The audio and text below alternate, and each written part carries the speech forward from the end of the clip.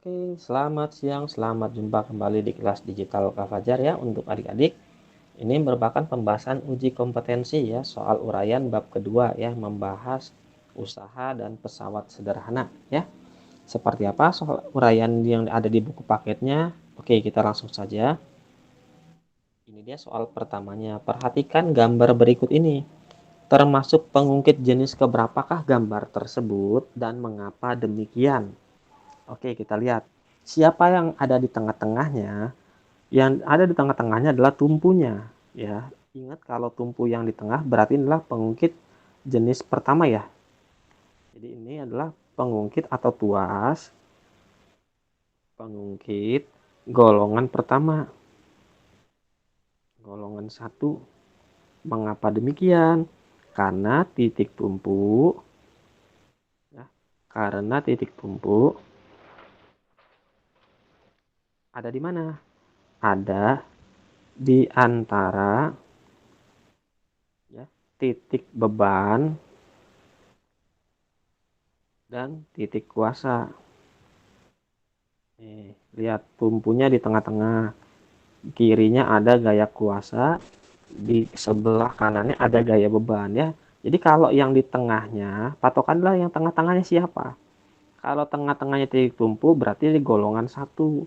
Tengah-tengahnya beban, golongan 2. Tengah-tengahnya titik kuasa, ini golongannya golongan 3. Itu aja patokannya.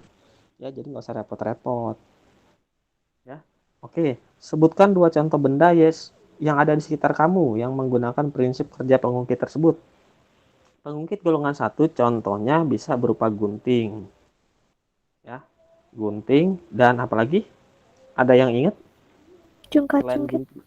Nah, selain jungkat-jungkit ada lagi nggak yang lain? Tang. Pencabut ya, tang atau pencabut paku ya. Pencabut paku. Kalau gunting kan jelas nih kalau digambarin begini. Anggap nih gunting yang di pasar malam yang 10 ribuan atau 5 ribuan ya. Yang kena ke bendanya beban. Ini yang dipegang sama tangan kuasanya. Nah, berarti ini tumpunya, lihat tumpunya tengah-tengah kan. Pencabut paku juga gitu, misalkan nih ada kayunya, ini pakunya di sini. Nah, ini dia pencabut paku begini kan biasanya ya. Kurang lebih begini ya. Nah, oke gitulah. Ini pasti bebannya. Ini yang dipegang tangan kan di sini. Ini kuasanya. Ya, atau kadang-kadang di sini megangnya ya, tergantung kebiasaan dia mana. Nah, ini tumpunya yang ini kan tumpunya. Jadi tumpunya tetap ada di tengah ya. Jadi ingat yang tumpunya di tengah atau di antara beban sama kuasa itu pasti golongan satu ya. Contohnya gunting dan pencabut paku. Oke, sampai sini gimana? Arya, Riris, Laura, Marji, Felis paham? Paham, Kak. Paham, Kak. Oke. Paham, Kak. Kalau ada yang bingung-bingung mau tanya lagi boleh silahkan nanti bisa lewat WA ya. Kita lanjut ke soal kedua. Ada sebuah balok dengan massa 6 kilo didorong dengan gaya 120 Newton ke arah kanan. Berpindah sejauh 2 meter. Hitunglah besar usaha yang dikerjakan balok dan besar daya yang dilakukan balok dalam waktu 10 detik. Oke, pertama kita ngitung yang A dulu. Usaha simbolnya W gede, working ya. Rumusnya adalah F kalikan dengan S. F-nya berapa? Gaya dorongnya adalah 120 Newton. S-nya perpindahan berapa meter? 2 meter. Sehingga W-nya adalah 240 Joule. Jadi usahanya 240 Joule. Kalau B-nya gimana Kak dayanya? Daya itu simbolnya adalah P atau power. Adalah usaha dibagi waktunya. Usahanya berapa? 240. Waktunya dalam detik. Oh, udah dalam detik 10 detik. Berarti berapa nih? Berapa Arya Felis? 20. Ayo. Ya, 24 ya. 24 joule per second atau boleh ditulis 24 watt. Ya, daya itu satuannya watt. Watt itu adalah pengganti dari joule per second ya. Jadi nomor 2 soal pembahasannya seperti ini. Gimana? Aman ya? Nggak bingung kan? Kita lanjut ke soal ketiga ya. Perhatikan dua gambar pengungkit di bawah ini pengungkit yang A yang atas. Ini pengungkit yang B yang bawah. Pengungkit manakah yang membutuhkan energi lebih sedikit jika digunakan? Yang energinya lebih sedikit, ini yang punya keuntungan mekanis lebih besar atau terbesar. Artinya mudah digunakan. Apa itu keuntungan mekanis? Keuntungan mekanis paling gampang, cara ngitungnya adalah panjang lengan kuasa dibagi panjang lengan beban. Gitu, ya. Sekarang kita hitung satu-satu nih. Nah, nentuin beban sama kuasa gimana? Biasanya kalau ke bawah, ini pasti adalah beban. Kalau dia ke atas, ya, itu pastinya adalah kuasanya. Harusnya seperti ini biasanya, ya. Nah, ini kita hitung nih. Keuntungan mekanisnya. Lengan kuasanya yang mana? Yang ini 120 ya. 120 per lengan bebannya yang ini nih 20. 120 bagi 20 berapa? Silakan. 6. Ini keuntungan mekanisnya 6. Artinya apa? Dia butuh gaya 1/6-nya dari berat beban. Bebannya 600, dia cuma butuh gaya 100 ya. Nah, itu artinya 1/6. Jadi kalau gaya yang dikeluarkan adalah keuntungan mekanis kalikan bebannya. Nah, kalau yang ini keuntungan mekanisnya berapa bagi berapa? Silakan. Yuk. 60 Berapa? bagi Ya, 60 bagi 80. 80. Berapa ini? 3/4 ya? 3/4 kalau dibikin 0,75 ya? 0,75. Ya, 0,75 kali keuntungan mekanisnya. Berarti mana yang lebih gede keuntungan mekanisnya? Yang Yang atas atau bawah? 6. Terus. Yang atas ya. atas. Berarti pengungkit yang lebih mudah, pengungkit yang membutuhkan energi sedikit atau membutuhkan sedikit energi adalah pengungkit A ya. Adalah pengungkit A. Sorry agak kurang bagus tulisannya. Kenapa? Karena keuntungan mekanisnya lebih besar ya. Lebih besar.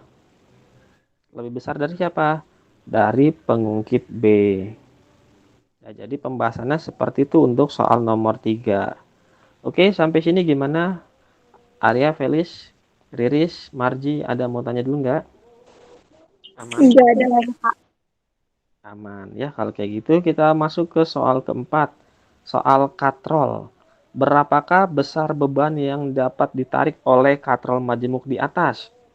Oke, Kak Fajar ingetin lagi.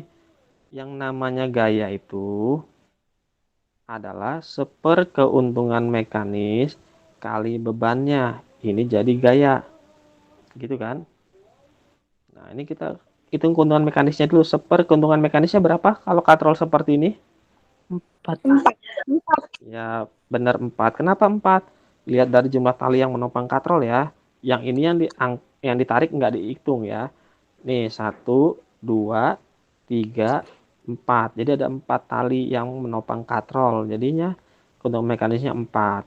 Ada yang bilang hitung aja jumlah katrolnya 1, 2, 3, 4. Oke, nggak apa-apa. Sama aja ya.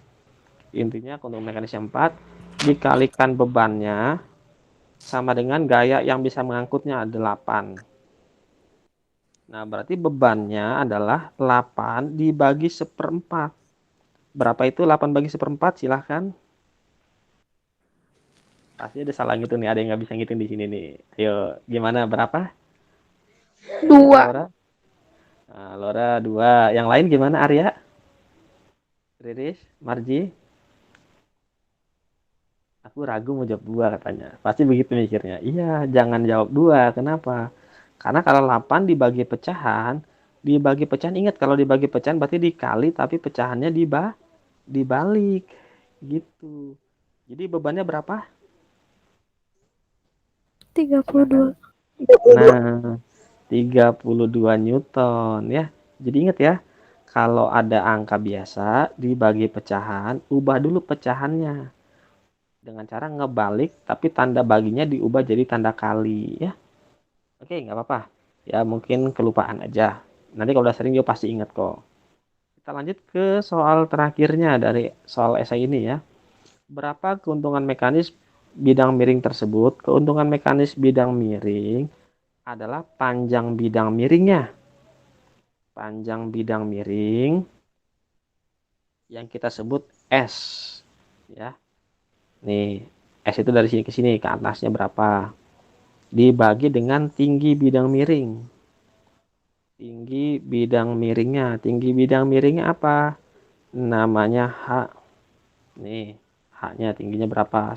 Kalau dia 1 cm, kalau yang satu pakai sentimeter, yang satu pakai meter, samain dulu satuannya. Ubah ke sentimeter semua, atau ubah ke meter semua ya. Kalau ini kebetulan sama. Ya, sudah ada angkanya sama-sama meter, jadi nggak usah ada yang diubah. Jadi berapa nih? Berapa per berapa? Silakan S per H-nya.